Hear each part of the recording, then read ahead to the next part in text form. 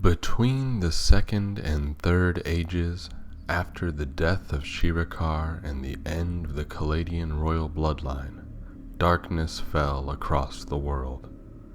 Its days and years go uncounted, for the mortal races had fallen into despair, their every will cast forth only to survive. In the wake of the collapsing Caladian Empire, there was a void in the lands of men, a power vacuum which no mortal would again hold for untold centuries. The eastern lands of elves and ogres fared no better. All were trodden under the vampire's heel. For the moment that Shirikar was stricken down, and his mighty tower collapsed deep within the earth, a new evil sprung forth from the depths of the pit. Silas, the first vampire, was born from his wretched mother, Hilsari, and in that moment brought with him destruction. Gestating for 196 years, absorbing all of the mana which his mother and her coven could provide him, Silas was a terrible being beyond mortal comprehension. He ascended to Centrum without hesitation, with a simple motivation: blood and domination. He manifested in the realm of mortals in northern Proris, in the Broomed Valley, a land still marred by unending fog to this day, and from there his eternal hunt began. For some time he would lurk on the outskirts of civilization, attacking bands of travelers and draining them of life and mana, turning them into his undead slaves. But it would not be long before the insatiable wretch had built an army, scouring the countryside and wiping out entire villages, adding them to his mindless horde. He worked his way west through the land of Cerberus to the city of Cod.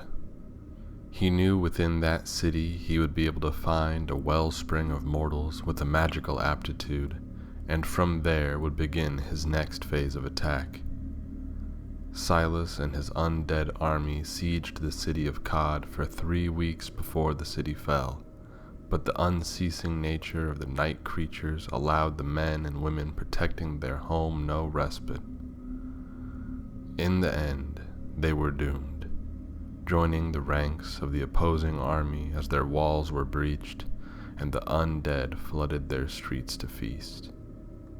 While his hordes gorged on the townspeople below, Silas glided through the streets like a wraith, making his way to the city's arcane college. Some would try to resist him, but they would be stricken down, their mana absorbed and used to further empower the monster. The others would back down, held by fear and servitude of their new master. The vampire would use his new mortal slaves for a tedious and complex ritual to tear open a rift between their world and his, to bring forth an army of demons from the pit.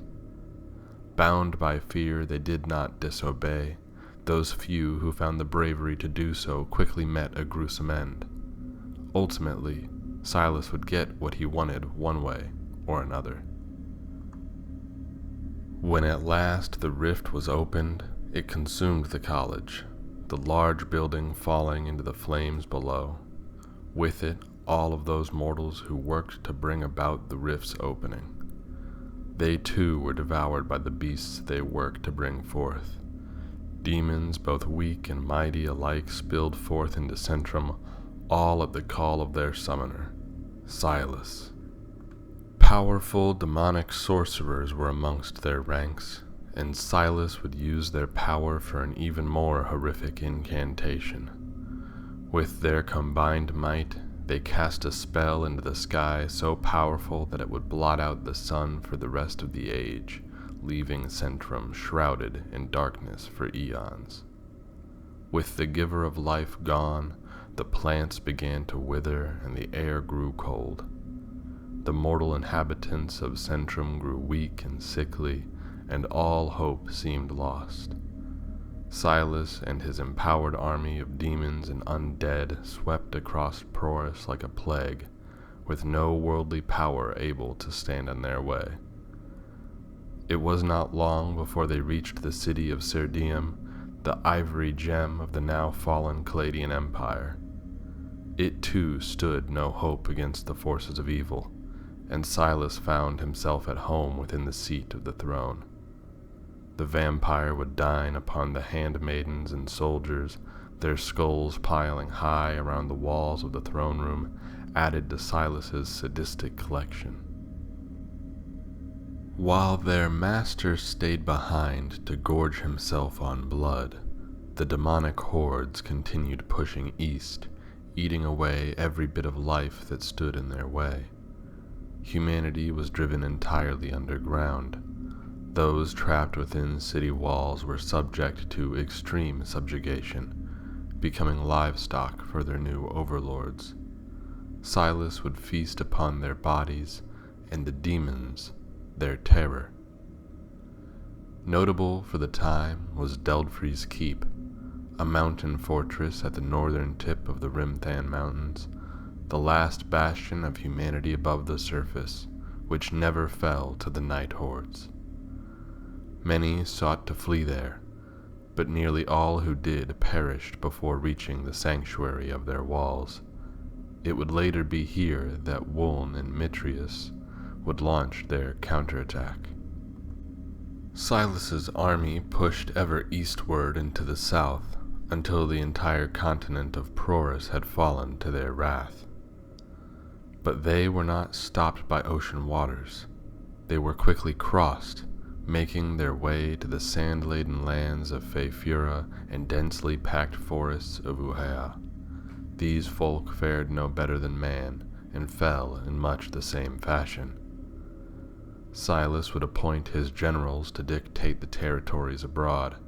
Mignarth the Terrible would subjugate the elvish race, and Rinsilth, Archmage of the Damned, brought the great spirits of Uhea to their knees, and with them the ogres. Beneath them a host of demons and creatures of the night would act as local lords, ruling over the ever-dwindling population of mortals. The war of banishment had freed the mortal races from their servitude to the old gods, only now to find themselves ensnared by something far worse. These local lords all vied for power amongst themselves, dealing in petty skirmishes and warfare, yet none dared to question the great power wielded by Silas, and by extension his generals. Time went on, untold years and centuries lost to the darkness. What little knowledge of the first and second ages that remains is only in thanks to those who managed to hide it away, safe from the all-consuming scourge of darkness. And now no new books were written, for those who remained spent every waking moment fighting for their survival. And then the Lightbringer came.